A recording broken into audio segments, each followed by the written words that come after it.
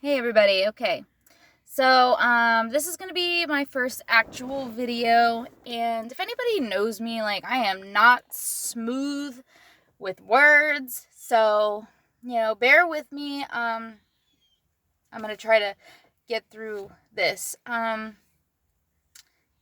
I want to talk about the struggles of addiction. I don't have a GoPro yet, so until I do get one, I'm going to be using a tablet, so it's going to kind of be all over the place a little bit. But, alrighty. So, as I told you in my previous video, um, somebody out there might need to actually hear this. And I just want to be able to make a change in my life and maybe somebody else's life. I don't want anybody to feel alone like I've been feeling recently since I got out of prison. Today, I want to kind of give you a background of my life. You know, people are so fast to judge an addict.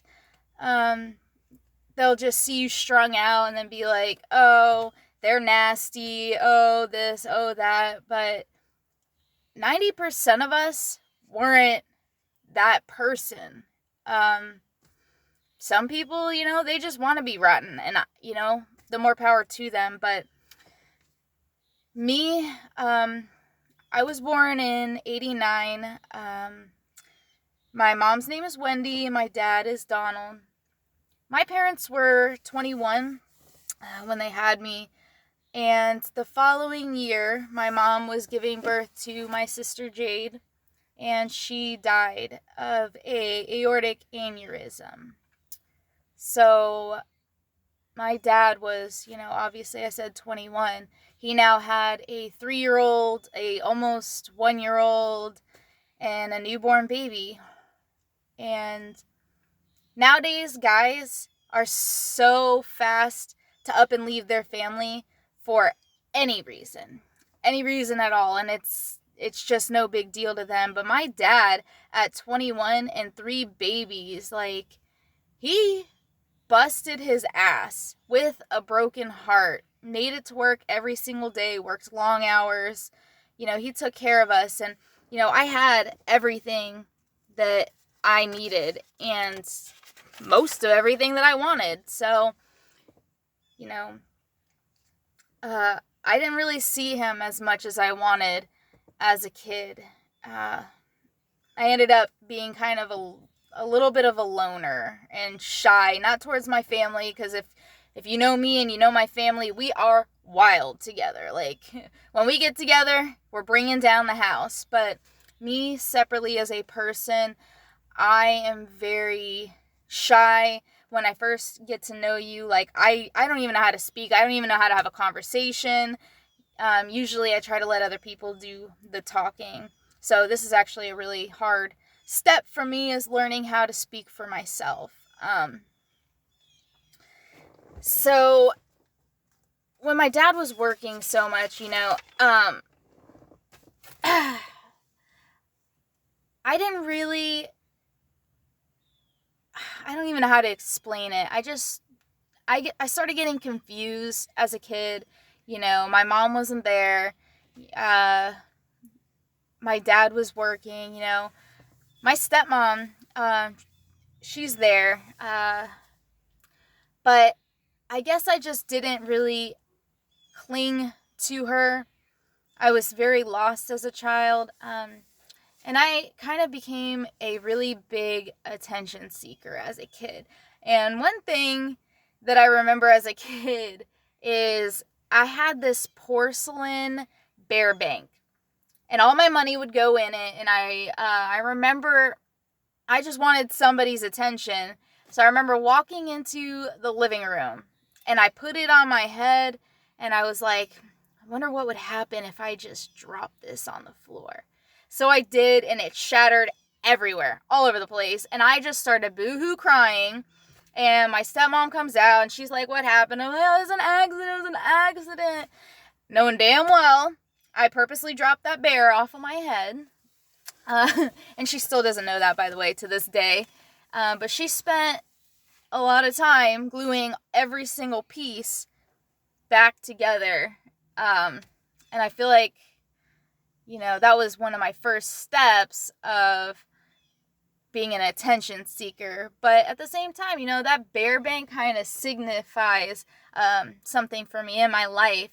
Right now, I feel like I am that bear bank, and I feel like it's going to take the strength of myself and the strength of everybody around me pulling together to glue my pieces back together.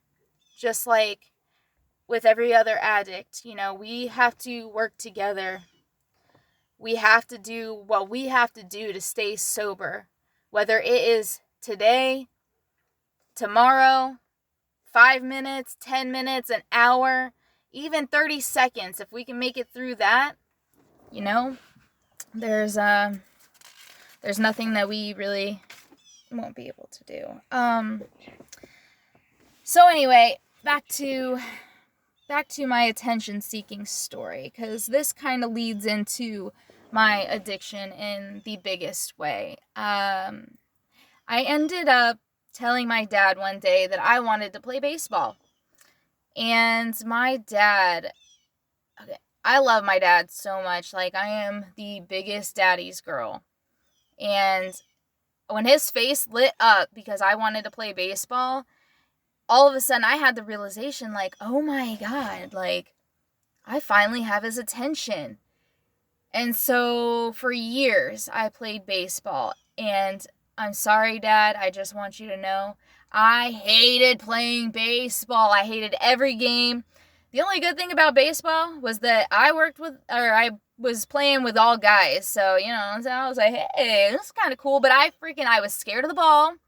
I didn't want to be out there. All the guys I felt like were better than me, and I'm just this shy little girl. I don't even know what to do. And oh my God, so many guys would make it just apparent, and she's a girl, and I'm like, whatever, I am a girl, oh well.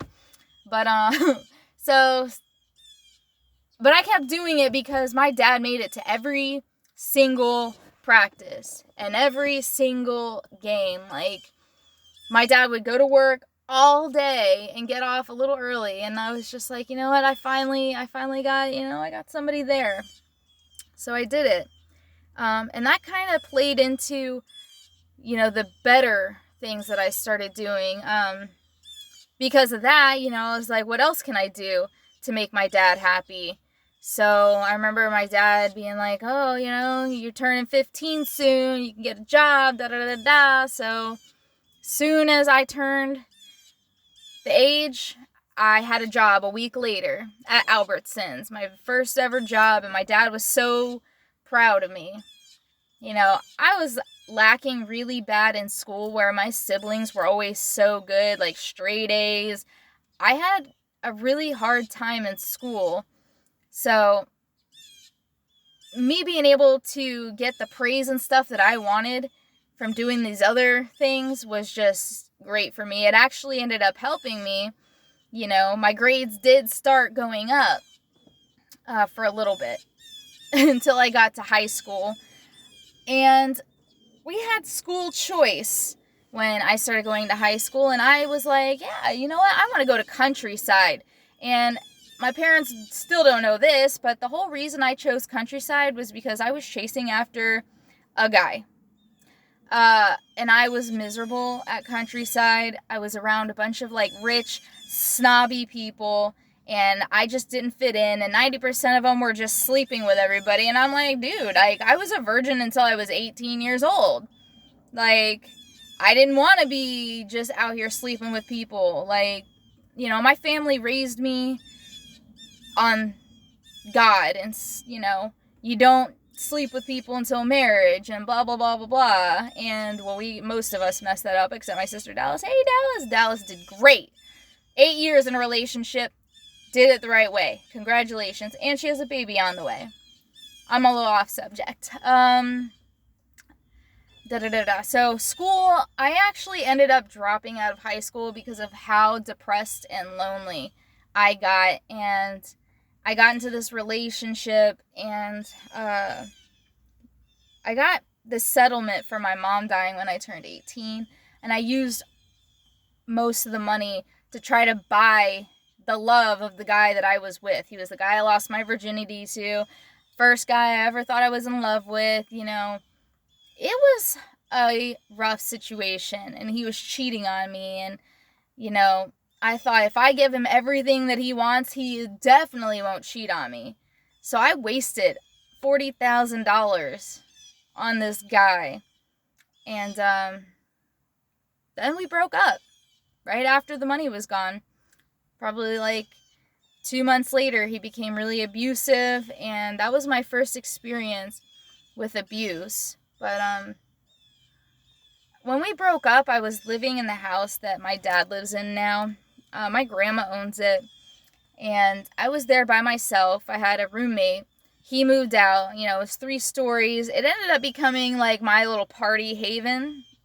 So this is where the addiction actually started. You know, I was drinking every now and then with everybody.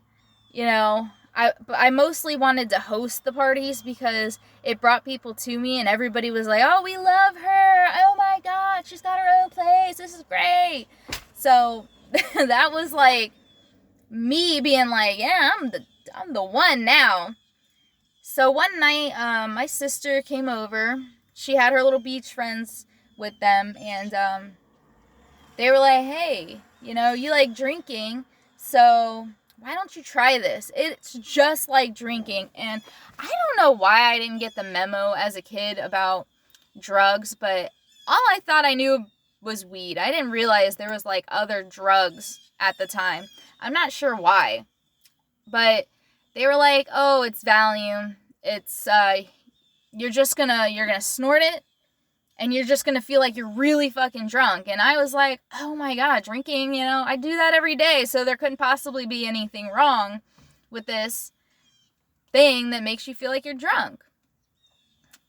Yeah. So that night, I have no idea what happened that night. Everything was blacked out. The only thing I can remember is waking up with this guy LJ beside me, and he was like, "Hey, I got something for you," and he's giving me more Valium. And then I have to get up a couple hours later to get my sister up to take him home, but my sister was just out of it. And I was like, "Oh, yeah, I'm good. I can drive. I'll get him home." So I ended up driving. The worst idea of my life. I got LJ all the way home, and on the way back, I started like falling asleep, and trying to wake up. And I got it, you know, I should have pulled over, but yeah, I thought I could make it. So I ended up driving. I get into the neighborhood, and I guess I veered off the road right before where I lived, and I ended up running over a manhole, and I totaled my sister's car. I felt so bad that I ended up giving her my car, and my car sucked. Both our cars were like, whatever. But at the time, hers was better than mine. And I tried to hide it from her. That's the funny thing. Like, I ran into a tree on the way out of the neighborhood, so there was a dent in the front of the car, and I blew the tire. And then on the way back in, I just completely totaled the damn thing. And I thought she was never going to notice. Like, never. Drugs, man, they will do some things to you that I thought she would be like, "Oh, you know, that big-ass dent with the tree stubs in it was always there, clearly." So that day was the biggest mistake of my life.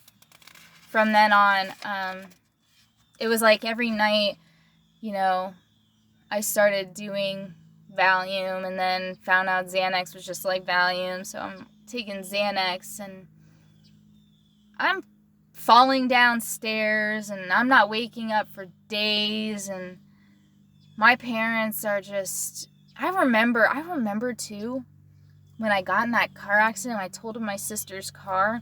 I remember my Nana came and picked me up, And when I got to the house, I was so out of it, and my dad, I just remember him violently screaming, "You're high, you're high." And I'm like, "No, I'm not." And I'm crying my eyes out. I'm like, "I just got into a fucking car accident. You're yelling at me." And that was, that was the first time I ever got high. And my dad knew. Like, my dad knew everything. But he ended up dropping me off at home. And I laid down in the floor in the living room, and I fell asleep, and I didn't wake up until the next day. And when I did, I just kept doing this. For years, like 2 years, I was doing Xanax, and my brain was just blacked out. And I don't know what I found so enjoyable about not knowing what was going on. But from that point, I ended up in a really abusive relationship. Like, that one relationship really fucked me up pretty bad. And it didn't help that at the time, like, I had just been through all this stuff. I've been tied down, and that relationship that I was in hurt me. And I had a really good guy that I was with. His name was Cody, but he also was like a drug dealer, so I guess he wasn't like that good, but he treated me really good is what I meant.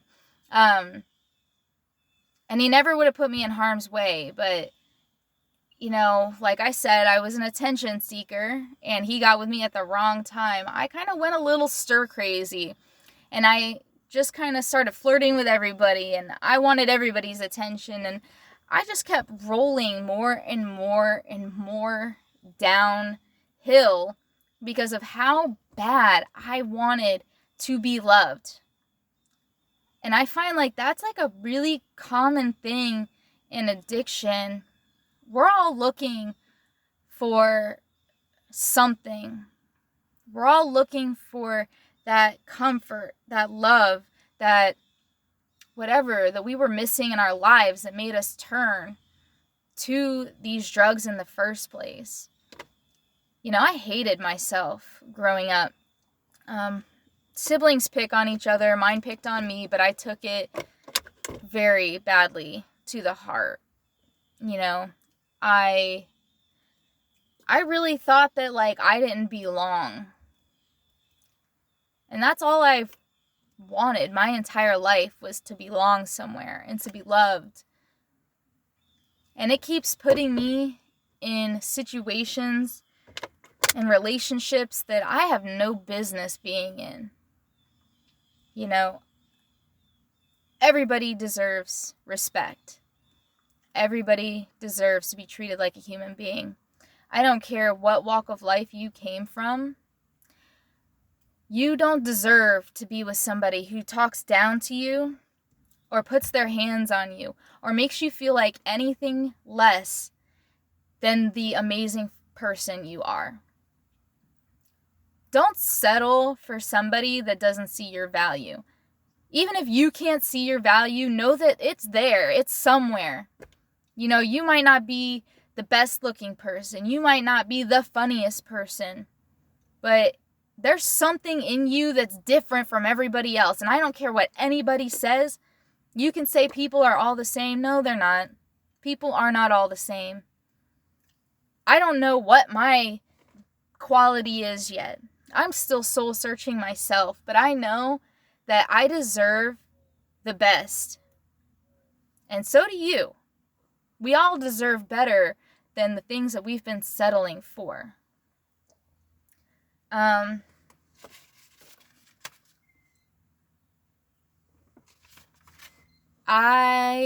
going to end this video now. And I will make another video tomorrow. I just want you to know that if you're watching this video and you're an addict, you're not alone. There are more of us out here, and we need to stick together. We need to be able to lean on each other. And one big thing I've noticed about NA is y'all seem to forget where you came from. People get to NA and they get a couple years behind their back and they are now better than everybody. They are now holier than thou. But you're not. And you could fall just like anybody else. It doesn't matter how many years you have clean. Addiction doesn't care how many years you have, just like death doesn't care when it comes and takes you from your addiction. That's one thing I know, that when I start getting back into NA, I don't want to be like some of the people I've came across. I want you to know that it doesn't matter how many years I have, because today I'm at 30 days with you. Today I'm at 5 minutes with you. If you relapsed yesterday, I'm here. I'm here with you. I'm going through it too, with you. I'm not better than you. Nobody's better than anybody. We all have problems. We all have struggles. And just because all of a sudden you woke up and you got your life together, don't think it can't come crumbling back down on you. The sooner that you start thinking that, the sooner you're going to fall again. And you're going to want the people like us to be out here to pick you back up. Thank you for listening.